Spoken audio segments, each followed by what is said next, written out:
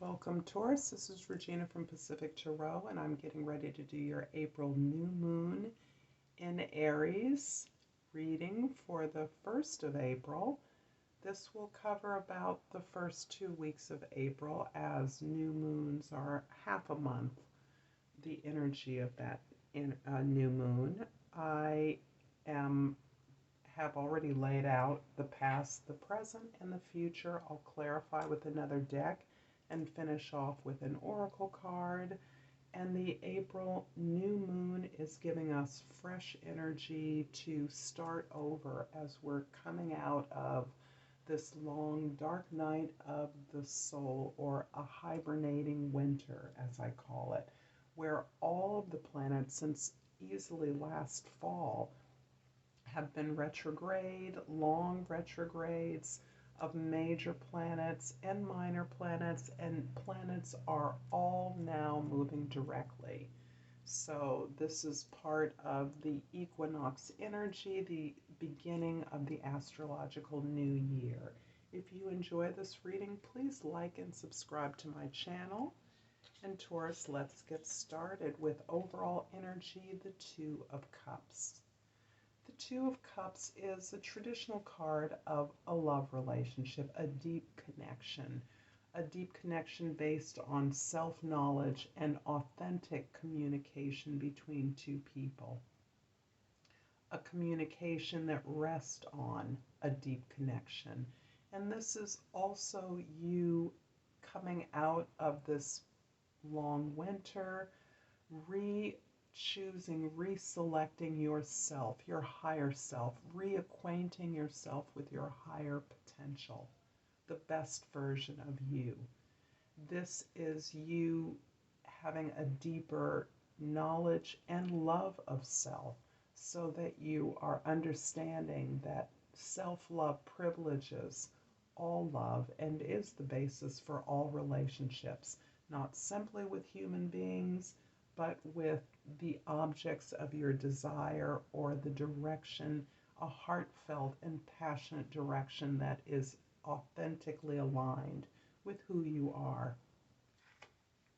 In your past, we have the Five of Pentacles, the Five of Swords, and the Spirit or King of Swords. So you are have been navigating a tremendous amount of change, Taurus. This is change in your physical environment. The change has precipitated a change in the way that you are thinking about the elements and the people in your environment. You have committed to a new way of thinking about the way that you view or have your perspective on your activities. You recognize that what you may have seen as conflicts, betrayals, disappointing experiences, or the receipt of actions from others is actually is asking you to change the way you think about things, the way you think about people, your relationships, and what it is you're asking or expecting of others. In what ways are you feeling inadequate and not enough? Not that you have enough, or that you're smart enough, or that you're careful enough. What ways are you looking at your lack as the principal thing that defines you in these relationships? So the sense of not being enough is part of the cause, perhaps, of why your expectations of others may be out of balance, out of whack, and why those are changing. You're recognizing that you are deserving of help wherever you're at, whatever your status, and you're now understanding that you must ask for the help that you need. No longer satisfied to make up for your lacking or your failings in your relationships. So there's a huge shift in your domestic or your workspace at this time, and you are throughout it attempting to cultivate this witness energy, this capacity to observe your thoughts, your actions, your behaviors, the feelings that you customarily experience when you are in conflict, and ways in which you can shift the way you think about these experiences, your behaviors, the observations that you're now able to make while you're in a situation, as well as the impact that you have on others that may not be as successful in getting you the support that you feel you are deserving of. And you are indeed deserving of support. And you're going through a process, you've been through a process over the winter time of learning how to ask for that help, regardless of your capacity. And this is a fairly deep level of not only connecting with your authentic needs, but recognizing that any relationship is based on your ability to receive as well as to give. That it is not your job to be the caretaker or nurturer, or that the balance of relationship must be equitable. And so your ability to ask for help is built on a better sense of self-knowledge, a better connection with what your authentic needs are. In your present, we have the Eight of Swords, the Eight of Wands, and the Warrior, or the Knight of Wands. So this is you exploring your growth potential right now. You're keen out of this environment of increased chaotic, even argumentative or conflictual activity, and a lot of communication about that activity. It's been a highly anxiety producing time for you. This has not been a time in which you have been able to relax. You are working very hard at figuring out the best way to proceed, working out the details of your environmental needs, and trying to figure out every eventuality of every action you take. This is causing a tremendous amount of stress and worry. You are stressed to the max. You're also in the middle of a lot of communication, which you are, in an ironic way, uniquely capable of facilitating, because you are exploring who you are and what your legitimate needs and gifts are in relationship. And on the basis of that, you are actually engaging in more communication, more thought, more action, more exchange around a direction in which your entire community wants to evolve. You want to move to a place where you are, in fact, capable, opened up to exploring more growth opportunities. So this is you finding an alignment between what you want, what you need, and what area you want to grow into. Tremendous growth potential and inspirational, creative, grounding. In your future, you have the Moon, the Mystic, which is the same as the Hierophant, and the Empress card. This is phenomenal and screams Taurus to me. Well, Empress for sure is one of your beautiful expressions. Empress card is Venus. Venus is your ruler. This is you fully empowered in your, not only in your ability to give and receive, but also in your attention to aesthetics, to beauty, to standards of excellence. And this is you really looking at the improved crafting of some service or product or offering that is unique to you. You are more successfully exploring your roots. The moon is really your invisible connections, those resources and allies that exist for us in invisible realms. So this comes out of your subconscious. The subconscious, the unconscious contains not only your subconscious energies, but it also contains the collective unconscious, which you are able to vibe with, connect with very clearly right now. And my sense is that this is a wellspring of your creativity moving forward. However, this also focuses on your tremendous sensitivity. You are almost a bellwether for the entire community that you exist within at this time.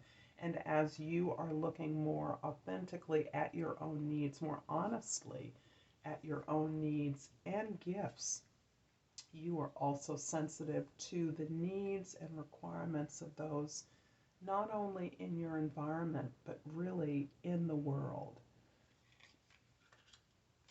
This is really anchoring you deeply in the lessons that you're learning right now. And these lessons are about your commitment to your community, to your loved ones, to the work that you want to do moving forward. You are uncovering gifts and talents that you have rarely allowed yourself to explore on your own behalf. You have supported these talents in others, but you are now recognizing that your ability to explore your talents for the benefit of your most creative expression is actually empowering you and is helping you to recognize how you are deserving of the kind of support that you customarily give to others.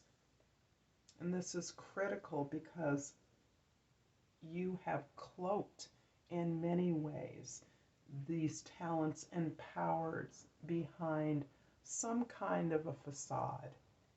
It might be a beautiful facade, but you've sort of repressed certain talents and your ability to ask for help, seek for help in your own learning so that you can help others. So there's a teaching element that comes out of your sensitivity to the needs of others. And this is all contributing to this empowerment that you are experiencing right now, this really authentic expression of a whole you, a complete you that is poised for this new experience of creative expression, this new growth. I'm going to clarify the Eight of Wands at the center of your reading with the Seven of Cups and the Queen of Swords.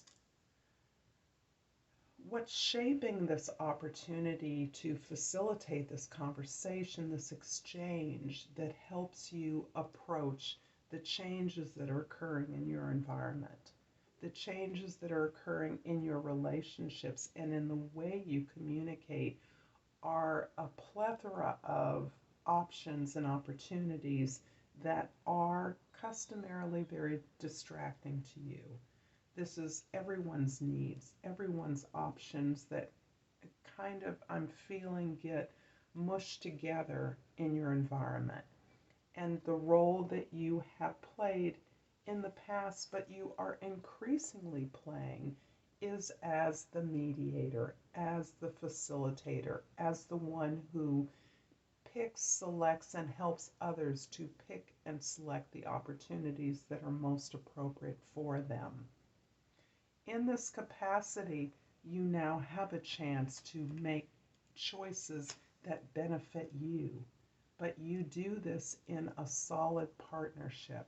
You are part of a team, a partnership that, in fact, customarily communicates and connects around the needs of both parties, both entities, and gives in the way that each is best prepared to do. So you're facilitating this connection at a more communal level and in a way that doesn't exclude you in the way that you customarily have excluded yourself. I'm also going to clarify the Mystic card with the Hermit and the Eight of Cups. This is reinforcing the amount of commitment and energy you've poured into a situation that you now recognize is no longer tenable. You're moving away from a situation that is not providing you with the support that you need, and you are moving in a new direction to search for that meaning. As you continue to build in your ability to ask for the help that you need, to look for answers not simply from others who you identify as respected authorities or teachers, but from yourself. As you trust your own knowledge, intuition, experience more, you become a model for those in your community to recognize your own path of empowerment and your ability to teach by modeling this best behavior, by doing what it is that you believe others should be doing. I'm going to finish up this reading with a botanical inspiration card and ask again that if you've enjoyed this reading, if you find it useful, to please like and subscribe to my channel. And I pulled the Magnolia. The key words are nobility and self-esteem. Hemingway said, "There is nothing noble in being superior to your fellow humans. True nobility lies in being superior to your former self." I'm going to leave it here, Taurus. I thank you for your time and attention, and until next time, Namaste.